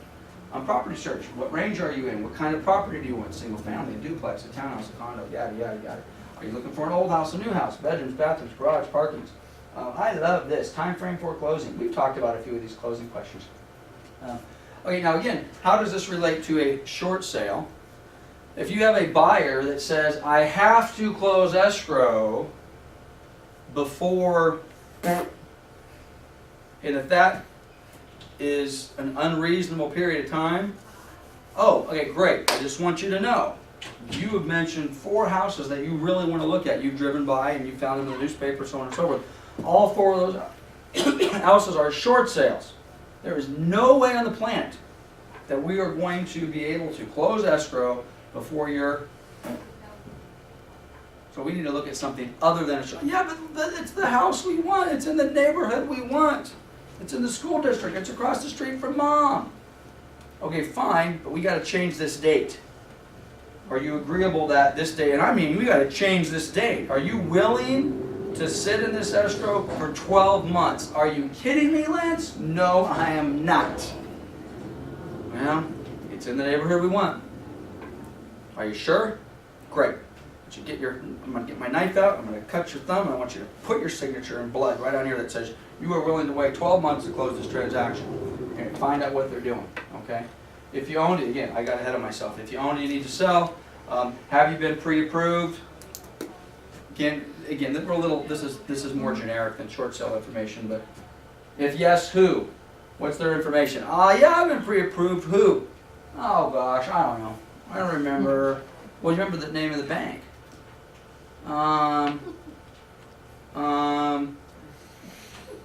When did you get pre-approved? Oh, it was a couple days ago. Are you kidding me? If you've really been pre-approved, do you think you would at least remember the name of the bank you talked to? Yes. And if you can't remember the name of the bank you talked to, this is probably somebody we do not want you to do business with. Okay? Now, oh yes, I've been pre-qualified, and my rep's Sally Smith, and she was with Home Savings, and this is her contact information. I've been working with her for 6 months, and yada, yada, yada. Okay. I like that. Sounds like you're on top of the game. Okay. Okay, so all of those forms are on our website. Now, I said I wasn't going to do this, but I can't resist. Let's go into, where's my win form? Oh, you know what, I took it off this computer. Okay, I was going to go into the win forms, and it'd take me a little while to get it loaded up, so I'm not going to do that. But we've spent almost 2 hours. We have not looked at a listing agreement, and we have not looked at a short sale addendum. Okay? Now, the listing agreement that we're going to use, for the most part, is the standard residential listing agreement. Okay? I like to put a lot of language in mine. I like to have all of these addendums to mine. Some of the language I put in all my listings, short sales or not. Seller may terminate the agreement at any time without cause. What? Yes, seller may terminate the agreement at any time without cause and penalty. What? Yes, I only want to work with people that want to work with me. If you do not want to work with me, you can cancel. Well, but that's kind of silly. You're giving them reason to cancel literally with no cause. Yep, I am. Believe me, you do not want to be listing with somebody who doesn't want to do business with you anymore. Even if the reason they don't want to do business with you is unreasonable. Okay? Let them go. Oh, well, our policy says that if they want to file Martin, then the broker will reassign them to Matt. Oh, that's going to make them happy. They hate Coldwell Banker Martin, so they're going to love Coldwell Banker Matt. Right? Oh, yeah. Probably not.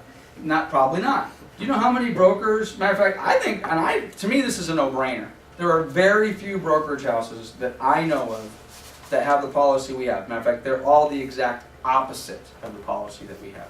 And whenever I tell other agents and brokers that I do, they look at me like I'm crazy. I'm like, I'll tell you what, our clients don't cancel. And we tell them they can. And frankly, if they want to cancel and you did a bad job, what do I want? I want to get that out of my face as quickly as possible. I want to get their memory of their bad experience with my company out as quickly as possible. Okay? And even if they do say, although they'll work with you, why do I want to torture myself like that? No, I'm not saying that we don't try to salvage these deals. But at any rate, we're going to put that language in here. We're going to put the short sale addendum in there. And the short sale addendum basically talks about all the stuff that we've already covered. Okay? Subject to lender's approval. And da-da-da-da-da. Okay, we've gone nearly 2 hours. We could go for 2 hours more. All right? Now, this is the deal. If you've been asked by me to come watch this video, okay, and you're now at the end and you're watching this video, the reason that I asked you to watch this video is because you probably come to me and said, Lance, I have a short sale appointment today at 3 o'clock and I need help. Okay? Well, that doesn't work. Okay? Short sales require a tremendous amount of preparation and a tremendous amount of expertise. And if you haven't watched this video twice, read these forms, which by the way, it's amazing what you can learn by actually reading the forms. Okay? Read the contracts, read the addendums, read these forms, read the listing agreement. Okay? Familiarize yourself with it. Because I will not be holding your hand on this type of a transaction. Shelley will not be holding your hand. Will we assist you? Absolutely. Okay? You go out, we'll help. But if you come to me and you know nothing about a short sale, other than you have an appointment at noon, I would suggest you have gotten step 2 in front of step 1. Take a day. Friday, we spent a couple hours going over some prospecting techniques, and hopefully a few of you are ready to implement those prospecting techniques to go out and try to get short sale listings. If you do not know how to fill out the paperwork, or you do not know anything about these forms, stop. Do that first. Take a day or 2 or 3, commit them to memory. Then, because bottom line is, how handy is it going to be? How about this? I'm just grabbing one of these forms. You're now on the porch of Mr. or Mrs. Short Sale Prospect's house. They are engaging you in dialogue. They are interested in more information. They want to set an appointment. Now, you do not want to do a 2-hour presentation on their front porch. But, well, I'm kind of concerned, what do we got to do? What are some of the things that we're going to need to do? Well, you're going to need a couple months bank statements and some your mortgage statements, and you're going to need some paycheck stubs, and you're going to need a couple months of tax returns, and you're going to need a financial statement, this sort of stuff. Okay? Well, how long is this going to take? It could take a long time. Okay? Who's your bank? Bank of America. Anybody know Bank of America does all their short sales on Equator? Okay, well, you need to know that. Bank of America has a new platform that they use. It's called Equator. It's an online system. It's very efficient. It's a good system. Who's your loan with? Oh, my loan's with Chase. Oh, that's really. Have you gotten any letters from Chase that said they'll pay you to do a short sale? Well, no. Okay, well, let's get your coupons out. Let's make some phone calls. Let's see if you qualify for it, okay? These are the type of things, if you want to have a more successful prospecting campaign, you need to do the homework first. Now, having said that, that doesn't mean you have to memorize this stuff and spend 3 months becoming an expert, going to every single class on the planet before you go out and knock on one person's door. That is not what I'm saying, okay? Because if that's what your plan is, guess how many doors you will be knocking on this year? None. Because you will never be ready, okay? Don't be one of those agents. Don't be one of those agents who is a professional seminar goer. All I do is go to seminars because I'm learning my trade. Now that is fantastic, and I am all for knowledge, but if you are hiding your real estate career behind a seminar, and that is preventing you from going out and knocking on the doors, stop, okay? So when I say go watch the video, that doesn't mean you have to have it down cold before you come asking for help, okay? But you at least have to do the basics. Okay, got time for maybe a couple questions if I don't see any hands popping up. I do. Oh, of course, I got there's one. always one. I'm sorry. That's Well, I'm okay. getting ready to go do a short sale listing, Okay, and I haven't done one of these yet. okay, My client, he's military, okay, and he's getting new, what do you call them? orders, Yes. So they want a short sale. Okay.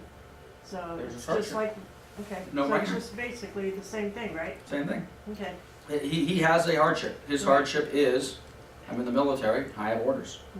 And I gotta go by June. I gotta go, I'm not comfortable renting my house, I don't wanna be a landlord. It's not Okay. what I signed up for. There's his hardship. That was easy. As a property management company, what do you tell their sellers when they said, okay, you know what, all this sounds foreign to me, I'm willing to move forward, and they say, you know, what are my options now? I mean, do I go rent? Will I qualify? Or are they gonna, you know, just look at me bad and turn me down because I have this? What happens to me now? Well, yes, I say all that, but the short answer is it's not really a problem. I mean, we have a lot of property owners, former owners, who not only have done short sales, but also actually lost their properties to foreclosure that we're renting to right now. There's no time period or any kind of, It's subjective. Different property management companies are gonna have different standards, and they may, you know, but generally speaking, in today's market, quite honestly, in some cases, I like the property owner who had just completed a short sale, or maybe, as strange as it may sound, I like maybe the property owner who just lost their house to foreclosure. They had a $3,800 a month mortgage payment that they couldn't afford. They made, again, keep in mind, well, wait a minute, you don't have a job, you have terrible credit, and you lost your house to foreclosure. Okay, that's probably not gonna work for you.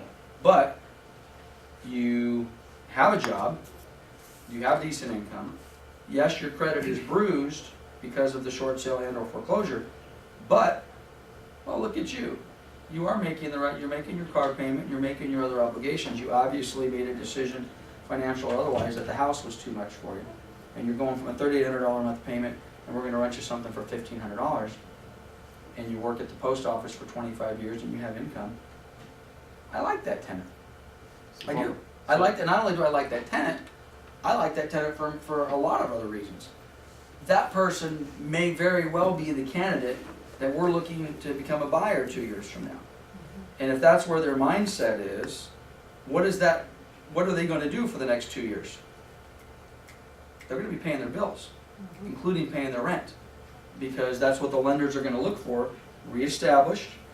And, you know, not just paying your house, paying your car, because, you know, when tenants go out and buy houses, you have verification of rent, VORs. We get verifications of rent all the time.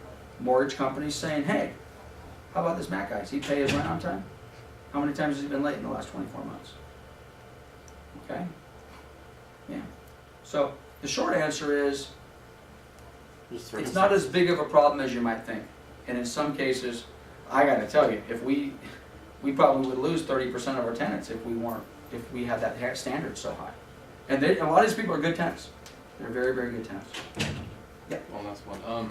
Okay, so the short sales, they may or may not get relocation assistance. It may, you know, decrease the ding in their credit. Yep. What other incentive is them to go through a short sale rather than exercise a strategic default? Well, it actually, in some cases, in some cases, it may actually be better for them to go to a default. There are certainly cases where depending upon the loan, it really has a lot to do with the loan, has a lot to do with what the advice they get from their tax professional and or their legal professional. But I could think of a few cases where it's actually probably in the seller's best interest to foreclose as opposed to default. Excuse me, as opposed to short sale. Now, some of that's changed with these new laws that have been passed. These new laws that say, a lot of it had to do with the deficiency, the ability for the banks to come back and ask a deficiency post foreclosure. Because a lot of that's gone, in most cases it's going to be better, in the vast majority of cases it's going to be better for a seller to do a short sale than a foreclosure. Now, but with these old deficiency rules in place, in some cases it would be better purchase money loan, non-recourse.